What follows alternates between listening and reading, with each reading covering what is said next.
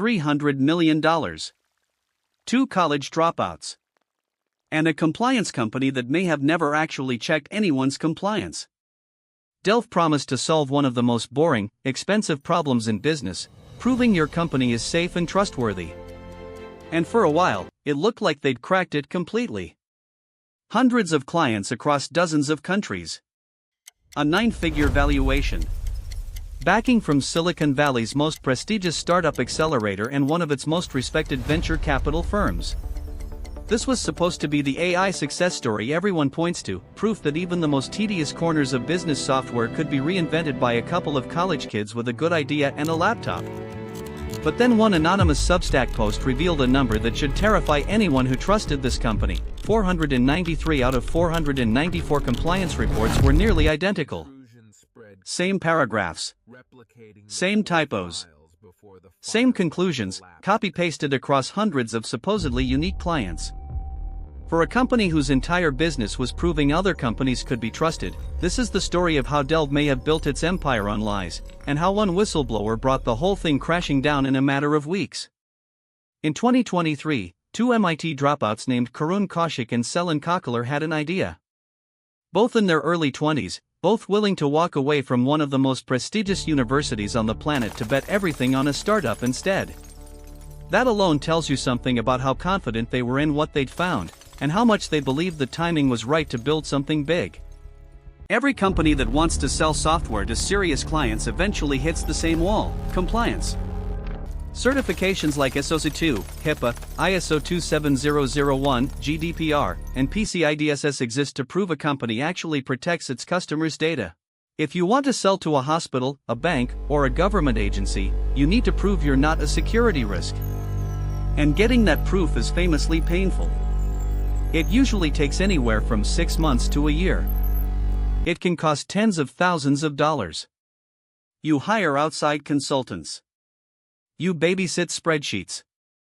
You collect screenshot after screenshot of your own internal systems, just to prove you're doing what you claim to be doing. For a small startup trying to move fast in close enterprise deals, this process can feel like it's designed specifically to slow you down. Karun and Selin thought AI could fix this. Instead of a team of humans manually gathering evidence, why not build AI agents that plug directly into a company's software stack, automatically monitor its controls, collect the evidence, and generate the compliance documentation in days instead of months?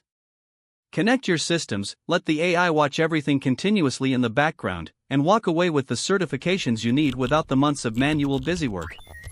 It was a genuinely brilliant pitch, because literally every growing tech company needs this and hates doing it. It's the kind of unsexy, universal, painful problem that makes investors sit up in their chairs. The mechanics of the pitch were simple to explain, which is part of why it spread so fast. A founder would connect DeepDelver to their cloud provider, their HR software, their code repositories, basically anything an auditor would normally ask to see evidence from. From there, DeepDelver's AI agents were supposed to continuously monitor those systems, flag anything that didn't meet the relevant framework's requirements, and eventually assemble a finished compliance report ready to hand to a real auditor or directly to an enterprise customer asking for proof of security. Instead of a founder spending weeks chasing down screenshots and old spreadsheets, the story went, the software would just quietly do it for you in the background while you focused on building your actual product. The idea resonated immediately. DeepDelver got into why Combinator's Winter 2024 batch, one of the most competitive accelerators on the planet, the same launchpad that had helped birth companies like Airbnb, Stripe, and Dropbox. Being accepted alone gave them instant credibility in the eyes of investors and customers. From there, growth was almost unbelievable. DeepDelver raised a small seed round to get started, and momentum kept building fast. Word spread among founders desperate to skip the compliance nightmare, the same way word spreads about any tool that promises to save you 6 months of your life. Soon they had hundreds of customers, then over 1,000, spread across more than 50 countries. Startups like Lovable, Cluely, and Whisperflow were reportedly among the companies that signed on, giving DeepDelver real, recognizable names to point to. By January 2026, DeepDelver's co-founder was telling reporters that clients using their platform had landed 9-figure deals and even federal contracts because of certifications DeepDelver had helped them secure. Imagine hearing that pitch as an investor. Not just we help you get compliant faster, but our clients are winning enormous contracts because of us. And investors were buying the story completely. In July 2025, Delve closed a $32 million Series A, led by the respected venture firm Insight Partners, valuing the company at $300 million. Two founders, barely out of their teens a few years earlier, running a company worth nearly $250 million. It looked like the classic Silicon Valley fairy tale, the kind of story that gets taught in business schools as an example of finding the right idea at exactly the right moment. But here's the thing about a company whose entire product is trust. If you're the one company whose job is proving other people follow the rules, you'd better be following them yourself. And it turns out, maybe they weren't. For over a year, nobody outside the company seemed to question it. Customers kept renewing. Investors kept writing checks. Journalists kept writing glowing profiles about the two young founders disrupting a sleepy industry. Then, seemingly out of nowhere, everything changed. On March 18, 2026, an anonymous Substack account calling themselves DeepDelver published a long, detailed investigation. DeepDelver described themselves as someone who had worked at a former Delve client, giving them a front-row seat to what they claimed was happening behind the scenes. The claim at the center of the post was devastating. Delve, the post alleged, was running what amounted to fake compliance as a service. According to DeepDelver, a leaked spreadsheet showed compliance reports for around 600 paying customers, and when you compared them closely, something was very wrong.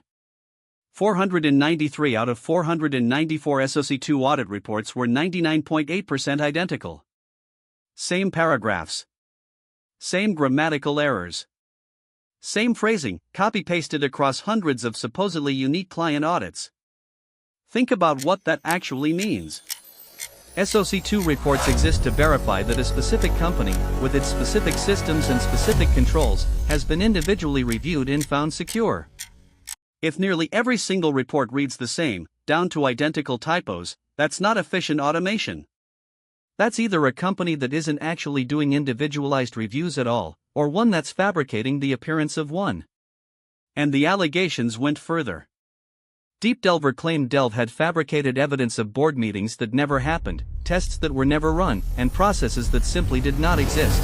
Some of these clients were handling real patient data and real financial information, trusting a piece of software to tell them the truth about their own security. The post also claims some of Delve's compliance work had routed clients through what were described as Indian certification mills, dressed up to look like established U.S. audit firms. In other words, if the allegations are accurate, the entire premise Delve sold, fast reliable compliance done properly with AI, may have actually been a shortcut around doing the real work at all. The reaction was immediate. The story hit the front page of Hacker News and climbed past 800 points within hours, an enormous number for a niche topic like compliance software, the kind of engagement usually reserved for major product launches or huge security breaches, not audit paperwork. Tech journalists at outlets like TechCrunch and Inc. picked it up within days, and the story quickly spread beyond the tech bubble into broader business and compliance circles, where professionals who'd spent entire careers building trust with clients watched in disbelief. And this is where I need to pause for a second, because Delve's story is really a story about how fragile trust is in an industry addicted to moving fast and asking questions later. Delve responded almost right away, publishing a blog post that called the Substack investigation misleading and said it contained inaccurate claims. They insisted they don't conduct audits themselves and don't issue fake SOC2 reports, framing themselves purely as an automation platform that helps companies work with actual licensed auditors. Their argument, essentially, was that any fault lay somewhere else in the pipeline, not with them. But then the story got worse. Just weeks later, a second wave of allegations hit. This time it wasn't about faking compliance. It was about stealing code. DeepDelver published a follow-up investigation claiming Delve had taken an open-source tool called SimStudio, built by a different Y Combinator company called SIM.ai, and essentially forked it, rebranded it as their own product called Pathways, without proper attribution and in violation of Sim.ai's open Apache license. Sim.ai's own representatives confirmed publicly that no licensing agreement had ever existed between the two companies. For a company already under fire for allegedly faking its core product, being accused of also stealing a competitor's code was almost too on the nose. So now you have two separate scandals landing back to back, within the same few weeks. fake compliance reports on one side, alleged intellectual property theft on the other. And for Y Combinator, an accelerator whose entire brand depends on the credibility of its portfolio companies, this was becoming impossible to ignore. Y Combinator doesn't just fund startups, it lends them its name, and every scandal involving one of its companies chips away at the trust investors place in that brand. Just days after the second expose, Y Combinator quietly asked Delve to leave the program, citing a breakdown of trust within the community. If you went looking for Delve's old Y Combinator company page after that, all you'd find was a dead link, a quiet digital erasure of what had once been one of the accelerator's most celebrated success stories.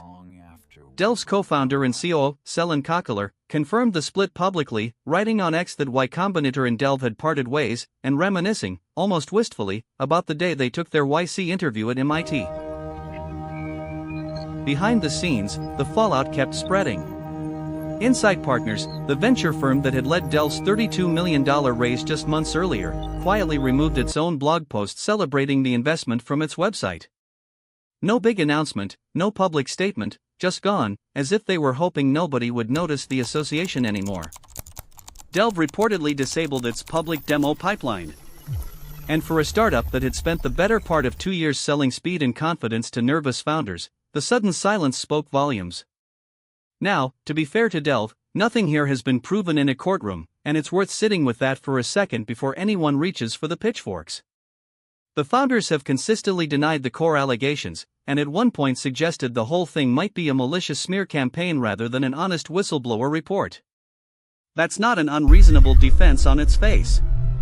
Startups get attacked by competitors, disgruntled ex-employees, and short sellers all the time, and not every anonymous accusation turns out to be true.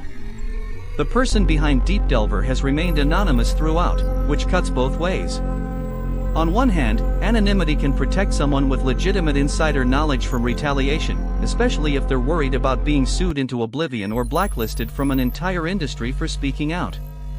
On the other hand, it means none of us can independently verify their credibility or their motives, and Delve's leadership has repeatedly used that uncertainty to question why someone would hide behind a pseudonym if their claims were fully truthful. What we do know is that the pattern of near-identical reports is difficult to explain away as simple coincidence, and that the reaction from Y Combinator and Insight Partners suggests that at minimum, serious people with access to more information than we currently have were convinced something had gone very wrong. Organizations like that don't sever a $300 million relationship over a blog post they believe is baseless. Reports also suggest a class action lawsuit followed in the aftermath, meaning the legal system may end up being the place where the real facts finally get tested under oath, rather than argued out endlessly in blog posts and tweets. So what's the actual lesson here? I think Delve's collapse says something bigger about this entire era of AI startups. We are living through a gold rush where any tedious, expensive business process gets rebuilt with the promise that agentic AI can do it faster and cheaper. And most of the time, that promise is genuinely true. But compliance is a strange thing to speedrun, because the entire point of compliance is that it's supposed to be slow, tedious, and independently verified, precisely because cutting corners has real consequences for real people's data, real patients, and real financial records. When your product is trust itself, there's no automation shortcut that lets you skip actually earning it. You can automate the paperwork. You can't automate the truth. Delve wanted to be the company that made trust instant. Instead, it may have become a cautionary tale about what happens when a company optimizes for the appearance of trust instead of the substance of it. Two founders in their 20s took an idea from an MIT dorm room to a $300 million valuation in under 2 years. And it took one anonymous blog post to potentially unravel the entire thing in a matter of weeks. That kind of speed cuts both ways in this industry. The same forces that let a company explode in growth can just as easily let it collapse. Whether Delve survives this, rebuilds its reputation, or becomes another cautionary chapter in startup history alongside names like Theranos and FTX is still being written. It's worth zooming out here for a second, because Delve is not an isolated case. Over the past few years, we've seen an explosion of AI agent startups promising to compress work that used to take entire teams of humans into something a piece of software can do overnight. Legal contract review, customer support, financial auditing, and yes, compliance, have all become targets for this same pitch: hire the AI instead of the department.